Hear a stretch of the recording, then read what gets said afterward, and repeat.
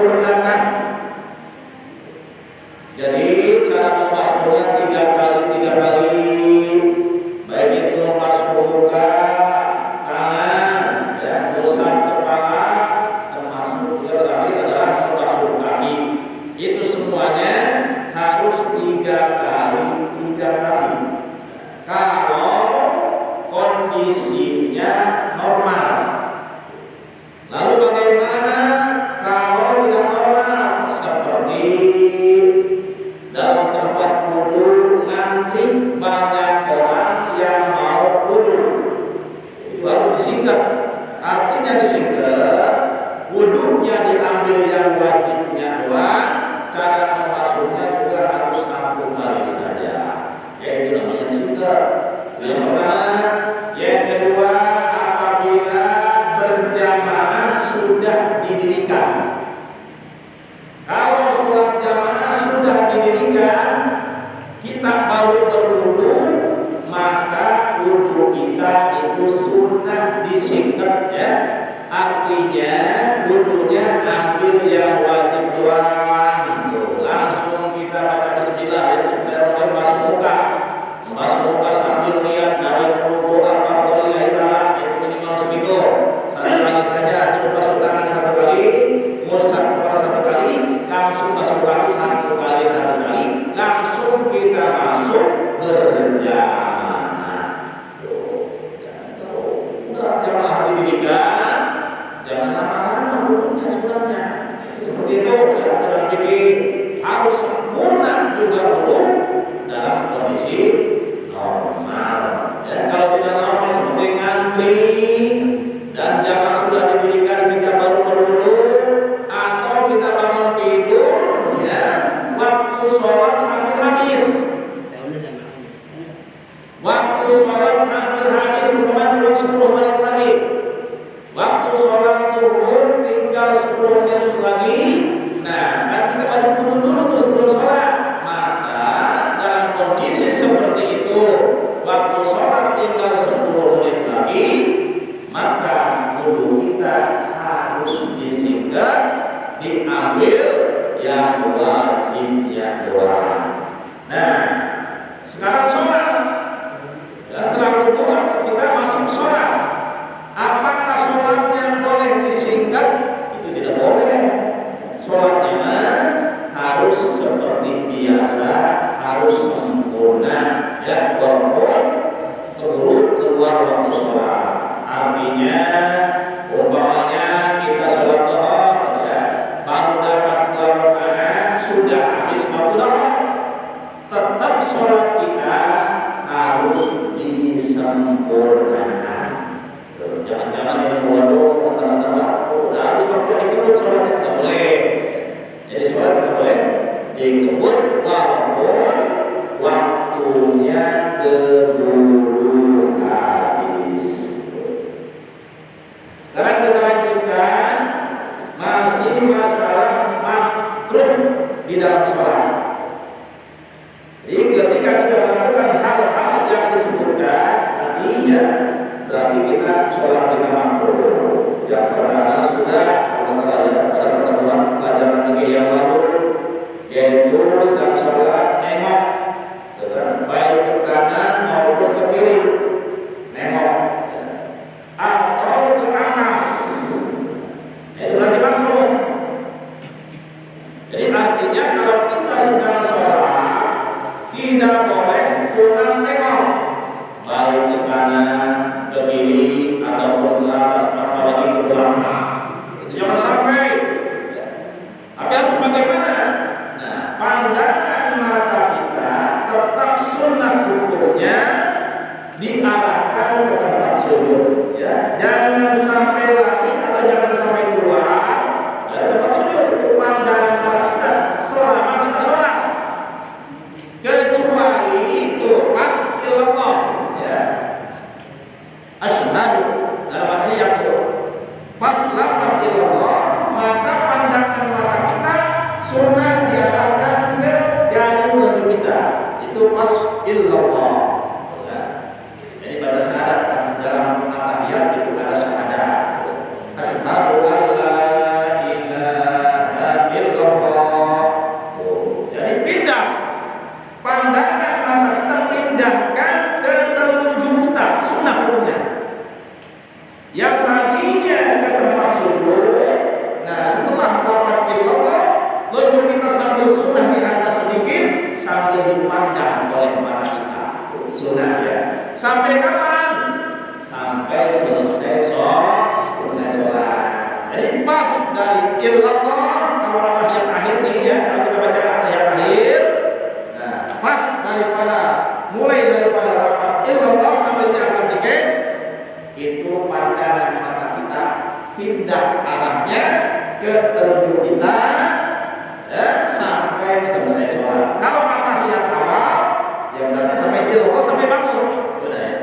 Illallah asyhadu an la ilaha illallah wa asyhadu anna Muhammadar Rasulullah. Allahumma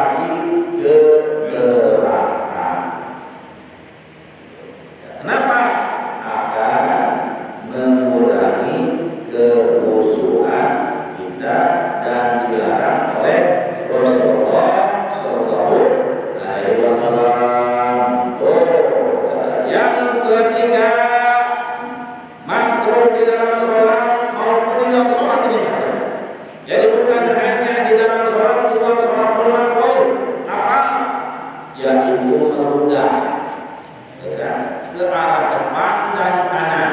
Itu makruh. Nah, berarti sedang sholat boleh meludah? Boleh. Ya, kalau bukan di musola. Dan di musola pun boleh. Yang penting meludahnya jangan sampai ke lantai musola.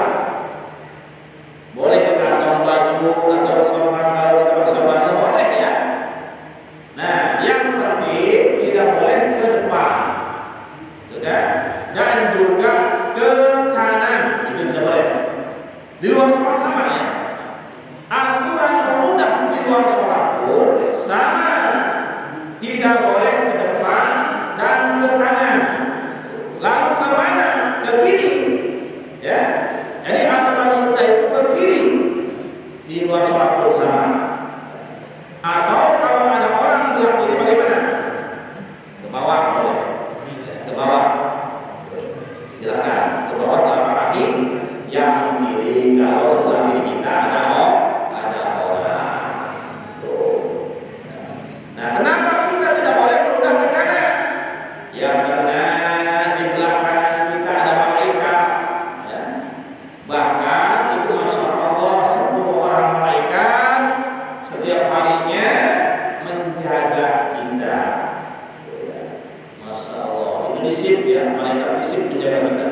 Sip siang 10 orang malaikat, sip malam juga 10 orang malaikat, termasuk malaikat raqib dan atid. Raqib bertugas mencatat perbuatan manusia yang baik. Atid bertugas mencatat amal perbuatan manusia yang buruk. Jadi semua perbuatan kita, semua amal kita itu dicatat oleh Sekretaris Allah Subhanahu wa taala. Siapa namanya? Raqib dan atid. Berarti semua perbuatan kita, semua amal kita itu tidak ada yang terlepas daripada catatan Raqib dan atid. Ya, makanya kita harus punya malu. Ya, malu ketika kita berbuat salah, malu ketika kita berbuat maksiat, malu ketika kita berbuat munkar. Kenapa ada pemantau? Di samping dipantau oleh Allah Subhanahu wa taala, Allah sudah menugaskan ya Raqib dan atid untuk mencatat semua perbuatan kita selama kita hidup di dunia. Dari mulai kapan? Dari mulai balik, ya. Dari mulai usia kita balik, maksimal balik itu 15 tahun ya, katakanlah dari 15 tahun sampai kita mati itu semua perbuatan kita itu ada catatannya, ada rekamannya, ada videonya. Nanti di akhirat akan diputar kembali tuh video kita, ya, video perbuatan kita selama hidup di dunia. Ya, tidak boleh ke kanan, mudah. Kenapa? Ada malaikat Raqib. Loh, Ustaz, belah kiri juga kan ada malaikat. Iya ada, cuman alasannya, elatnya, malaikat yang di sebelah kanan itu lebih mulia daripada malaikat di sebelah kiri. Itu alasannya. Ya, kenapa? Kiri boleh meludah, sedangkan di kiri juga ada malaikat. Tuh, di kanan tidak boleh. Yang padahal sama-sama malaikat. Tuh, jadi alasannya kenapa meludah dianjurkan oleh agama kita harus ke sebelah kiri, yang padahal sebelah kiri juga ada malaikat, sebelah kanan ada malaikat. Ada malaikat, alasannya malaikat yang di sebelah kanan kita itu lebih mulia daripada malaikat yang berada di sebelah kiri kita. Makanya ke kiri. Lalu bagaimana kalau ada manusia? Ke bawah, telapak kaki. Kalau sebelah kiri ada manusia, sebelah kanan ada manusia, depan ada manusia, nah itu utamakan manusia daripada malaikat ya. Itu lebih diutamakan manusia. Kenapa? Manusia kelihatan. Manusia kelihatan wujudnya, kalau malaikat tidak kelihatan wujudnya.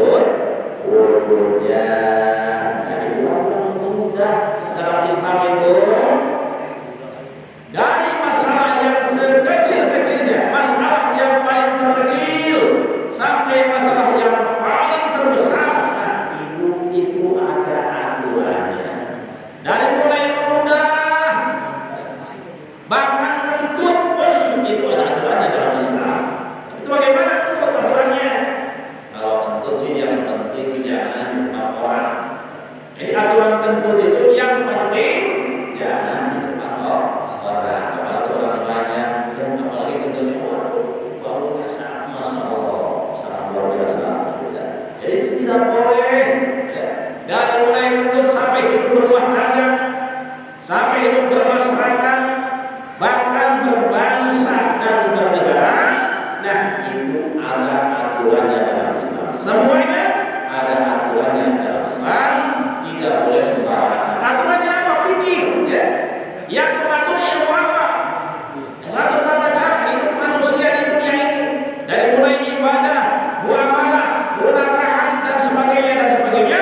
Itu aturannya di dalam fikih. Ya, kita harus mempelajari ilmu fikih dan juga mengamalkannya di dalam kehidupan sehari-hari. Ya, termasuk ilmu tauhid dan juga ilmu tasawuf. Ilmu tasawuf itulah agama yang dalam hadis disebutkan iman, Islam dan ihsan.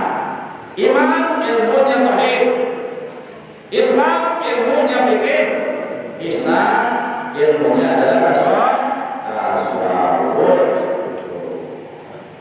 Hadirin kaum muslimin rahimakumullah. Itu harus seperti itu.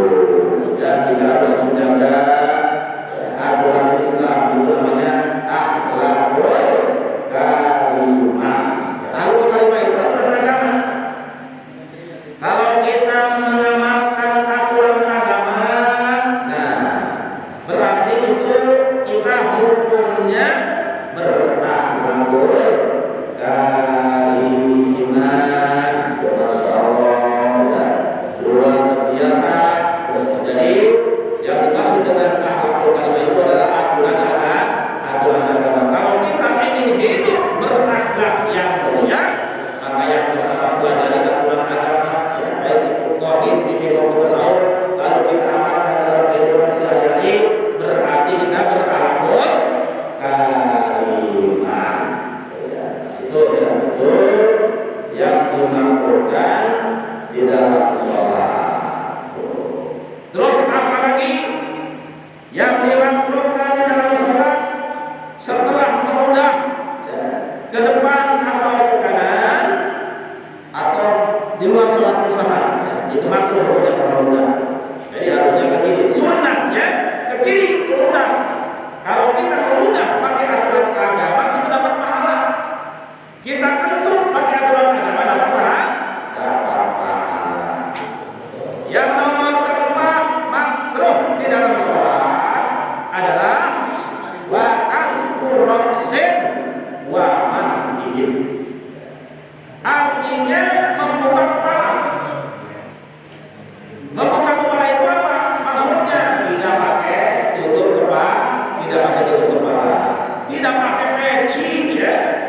Kalau kita sholat tidak memakai peci, itu hukumnya makruh.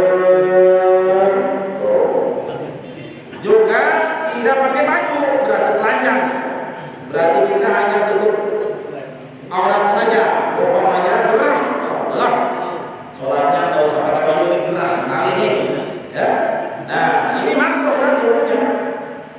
Nah, sholat ini pundaknya dibuka semuanya, atau kepalanya dibuka, itu makruh. Pakai lekong doang, sholat pakai lekong doang, ya, pakai celana jin, pakai lekong, nah itu makruh. Terus apalagi sampai kepalanya tidak ditutup, itu hukumnya makruh. Lalu sah atau tidak? Tetap sah. Sholatnya tetap sah, cuman pahalanya dikorting. Artinya yang dapat pahala nutup kepala, nggak dapat pahala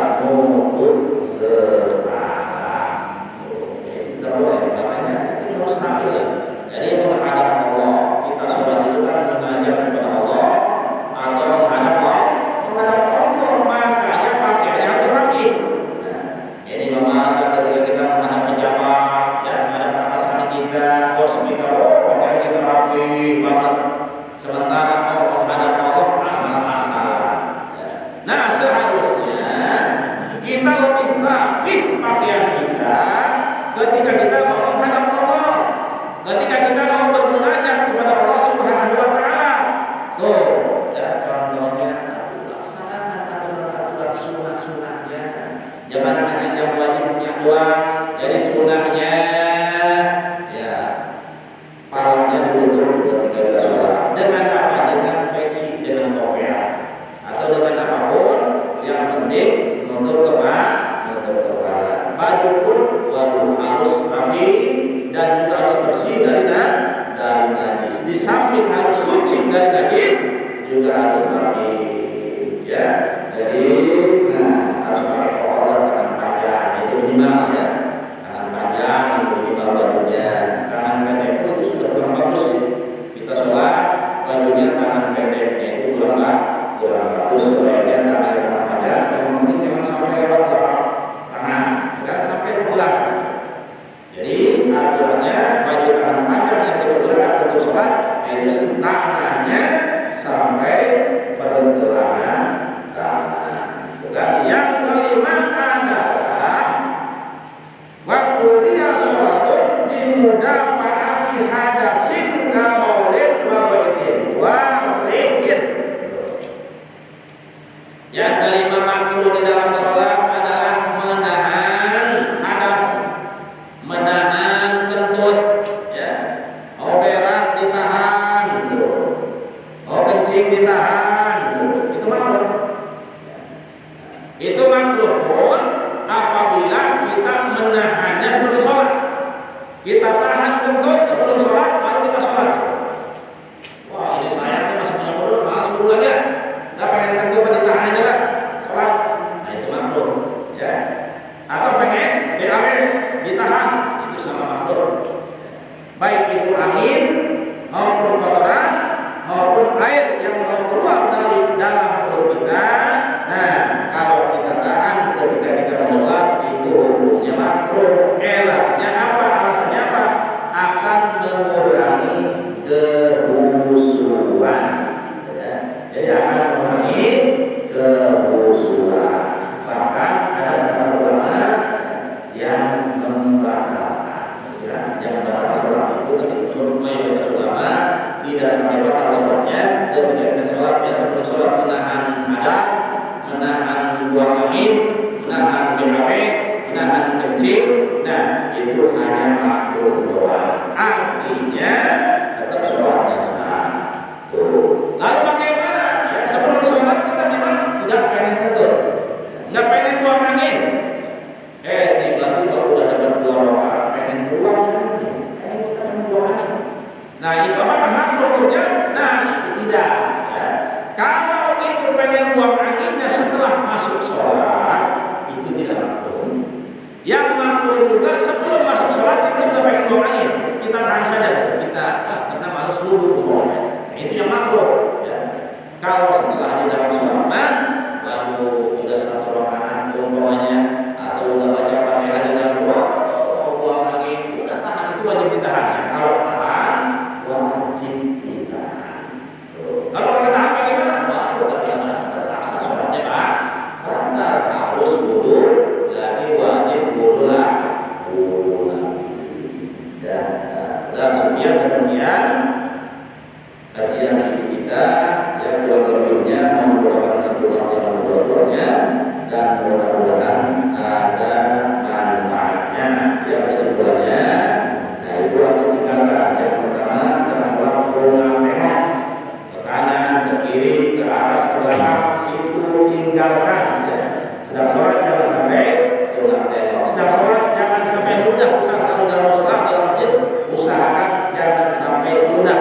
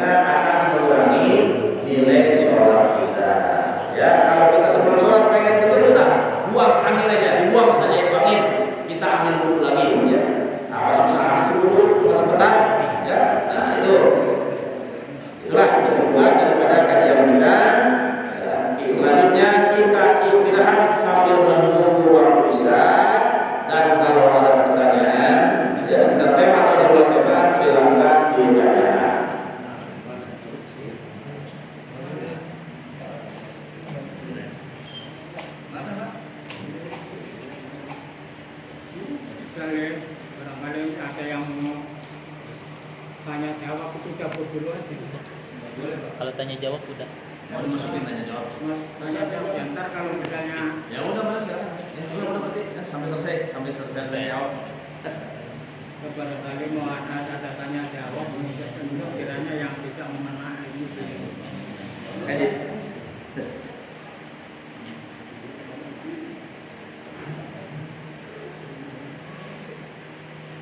Silakan ini. Tadi mau nanya, Pak. Ustaz. Silakan. Ada jamaah ya. Awalnya dia ngerti ya masalah rambut diganti apa putih keluar misalnya ubah ya Semir. semir ya istilahnya. Kalau dia bilang dia sering sholat ya, orang yang sholat itu kalau rambutnya semir itu nggak boleh, dilarang. Tapi malah sebaliknya dia sendiri pakai itu gimana? Pakai semir. Sebenarnya warna apa? Hitam. Hitam ya. Nah, jadi yang penting semir itu tidak menghalangi air. Itu kira-kira menghalangi air ya? Benda semir. Kalau nggak menghalangi air, ya berarti seperti kan warna doang berarti kan, cuma warna ya seperti warna pacar ya. Pacar tahu nggak pacar? Itu nggak masalah. Ya karena itu cuma warna doang, ada bahasa Arabnya asal, nggak masalah. Tapi kalau warna hitam itu haram. Ya. Kalau warna hitam haram, selain hitam itu boleh. Selain hitam boleh kita mewarnai rambut, tapi dengan catatan jangan yang hitam. Nah, bahkan tergantung situasi ya, tergantung situasi dan kondisi.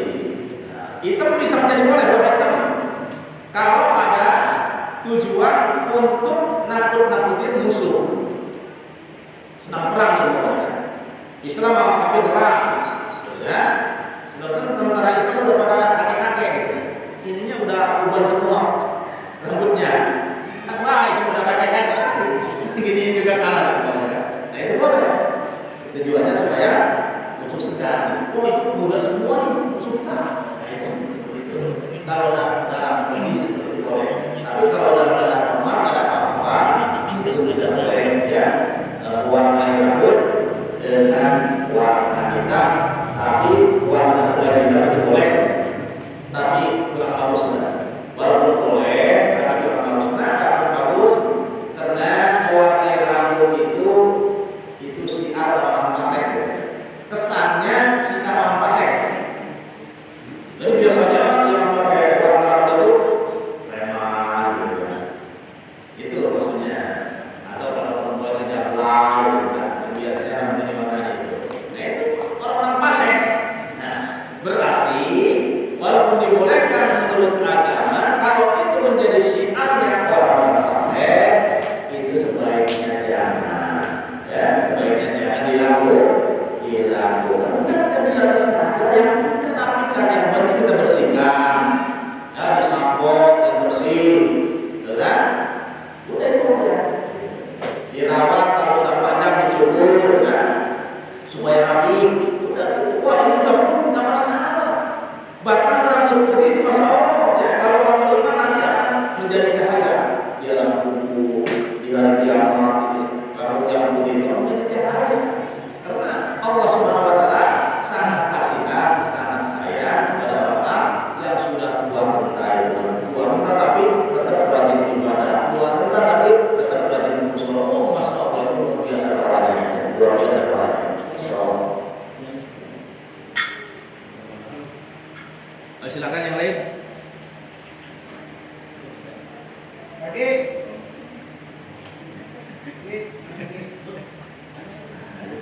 Ustaz, soal ambil air wudhu.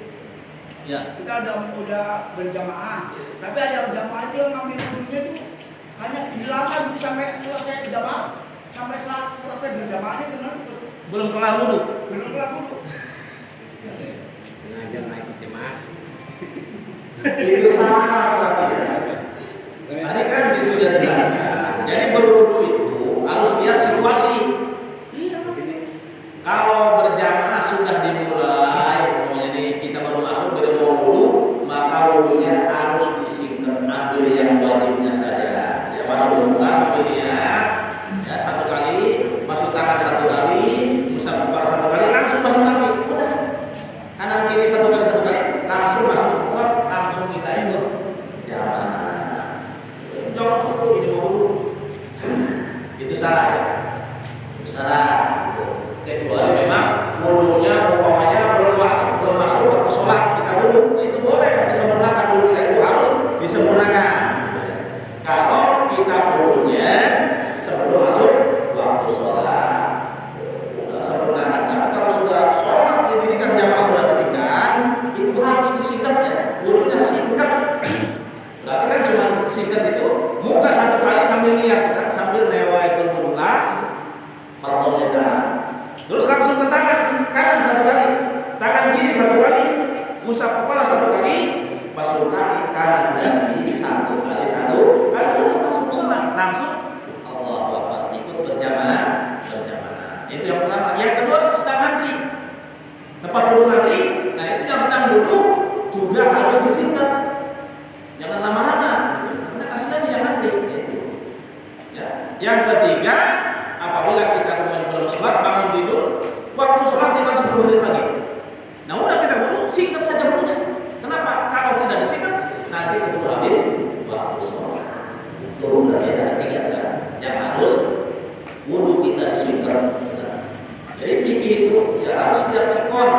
Jadi hukum itu kita harus melihat sikon gitu ya, keadaan gitu ya. Disempurnakan juga itu dulu dalam keadaan normal gitu kan. Contohnya umpamanya waktu zuhur jam 12 pas, jam 12 kurang 10 menit kita sudah wudu, nah itu baru sempurnakan. Atau kita mau sholat sunnah, sholat duha, kita nggak berjamaah sholat duha, nah udah sempurnakan wudunya. Mau sholat tahajud kan tidak berjamaah, ya nggak ada kaitannya dengan berjamaah, maka sholat ketika wudu mau sholat tahajud sempurnakan wudunya. Tapi kalau mau sholat wajib tergantung sikon. Yang pertama, kalau jamaah sudah didirikan kita baru wudu, singkat wudunya, ambil yang wajibnya saja. Ya. Yang kedua, apabila waktu sholat tinggal sedikit lagi, tinggal 10 menit lagi, kita wudu, singkat wudunya, ambil yang wajibnya saja. Itu ya, jadi cara wudu itu seperti itu. Dan jangan sampai sholat jamaah sudah didirikan, kita dahulu dan wudunya disempurnakan, itu nggak boleh. Kenapa nggak bolehnya? Karena ketinggalan, ya takut ketinggalan jamaah nanti. Itu seperti itu. Ya. Jadi udah tahu bahwa ini harus diamalkan ya. Ini namanya ilmu ya. Ilmu apa? Ilmu fikih. Jadi harus diamalkan. Waduh, jamaah sudah dimulai, kita berwudu, wudunya disempurnakan. Aduh, takut ketinggalan berjamaah. Assalamualaikum warahmatullahi wabarakatuh. Menyikapi jamaah kan udah ketinggalan masuk tuh. Tapi kalau kita nggak dengar, siapa dengar itu takbirnya kenceng gimana tuh? Sampai dengar jamaahnya semua tuh gimana? Baru masuk, Udah jadi masbuk, udah itu takbirnya kenceng. Itu gimana tuh? Ngatur apa enggak itu? Nah, kalau kira-kira mengganggu kehusuan yang lain, nah itu jangan, nggak boleh ya. Jadi kita ibadah tidak boleh mengganggu orang lain. Ya contoh kita baca Quran ya, ada yang sholat kita baca Quran keras, apalagi pakai pengeras, itu nggak boleh. Itu haram. Ya kenapa? Ya karena mengganggu orang sholat. Atau ada yang sholat kita sholawatan keras, itu pun nggak boleh. Kenapa? Mengganggu orang sholat. Atau takbir pokoknya, takbir kedengaran masuk orang. Nah itu jangan seperti itulah. Kita cukup kedengaran sama diri kita. Ya, jadi makmum itu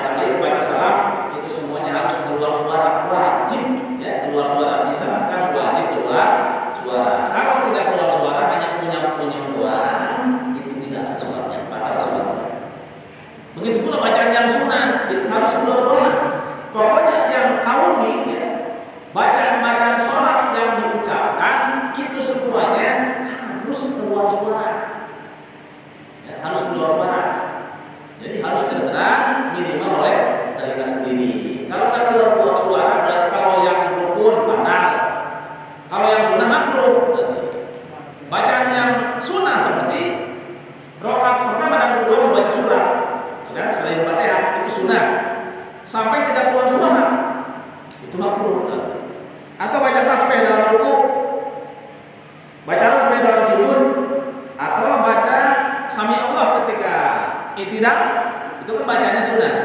Sampai ke kedua suara itu makruh. Ya. Kalau yang rukun kan berapa tuh rukun qauli? Yang pertama takbiratul, yang kedua baca Fatihah, yang ketiga baca tahiyat akhir, yang keempat baca sholawat setelah tahiyat akhir, yang kelima baca salam yang pertama. Nah itu disyaratkan wajib kedengaran suaranya. Ya, jangan hanya punya. Kalau nggak kedengaran suaranya, nggak keluar suaranya, hukumnya batal suaranya. Kenapa? Rukun qauli. Jadi rukun qauli itu rukun sholat yang wajib diucapkan dengan lisan, wajib dibaca dengan lisan, dan membacanya wajib keluar suara. Ya harus ada suaranya gitu. Yang sunnah juga sama. Ya. Kalau nggak keluar suara yang sunnah seperti baca surat setelah baca baca roding diri dalam dulu. Nah itu harus keluar suara. Kenapa? Kalau nggak keluar suara itu hukumnya makruh. Makruh ya. Itu berarti jangan keras-keras ya. Jadi kesimpulannya kalau kita jadi masbuk yang penting keluar suara. Keras dikit nggak masalah, nggak mengganggu. Jadi yang baik tidak terganggu. Itu silakan boleh. Itu nggak mengganggu ya. Keras gitu nggak bakalan mengganggu. Insya Allah yang penting jangan terlalu keras. Seperti itu ya. Gimana udah cukup? Satu lagi Ustaz. Ya silakan. Kalau kita ragu Ustaz, tadi punya wudhu enggak ya? Kayaknya nggak punya wudhu. Terus kayaknya punya wudhu gitu, ragu. Ya ragu-ragu. Ya. Padahal setelah wudhu gitu kan? Enggak, kayak gini nih. Terus tadi Ya kan itu berarti mau maghrib kan tadi wudhu. Mau sholat maghrib kan kita wudhu tadi ya. Mau sholat maghrib kita wudhu. Lalu kita ngaji ya, duduk bentar kan? Pengajian, begitu mau isya ragu-ragu. Nah, waduh, udah batal belum ya? kayak gitu. Nah itu berarti enggak batal. Berarti hukumnya belum wudhu. Ulang. Ya, kalau ragu-ragu karena tadi sudah wudhu sebelum sholat maghrib. Kalau ragu-ragu itu enggak batal hukumnya. Kalau ibaratnya Kalau yakin baru batal. kalau ibaratnya nggak ragu-ragu kita udah belum apa, wudhu lagi juga nggak masalah kan? Ragu-ragu belum apa? Maksudnya habis maghrib kan kita udah wudhu nih, belum apa, tapi kita wudhu lagi nggak masalah kan? Itu afdal. Ya, kalau wudhu lagi itu afdal namanya, hebat. Ya, pahalanya lebih besar. Walaupun kita mau batal itu ya, mau bisa wudhu lagi, nah itu hebat gitu ya. Afdalnya seperti itu. Walaupun kita mau batal, nah dan kita bersolat wajib, ya, maghrib kita wudhu nih, maghrib. Walaupun belum batal, itu afdalnya wudhu lagi. Itu hukumnya berarti afdal, artinya lebih utama, lebih hebat. Ya, kenapa? Karena kita itu namanya tajwidul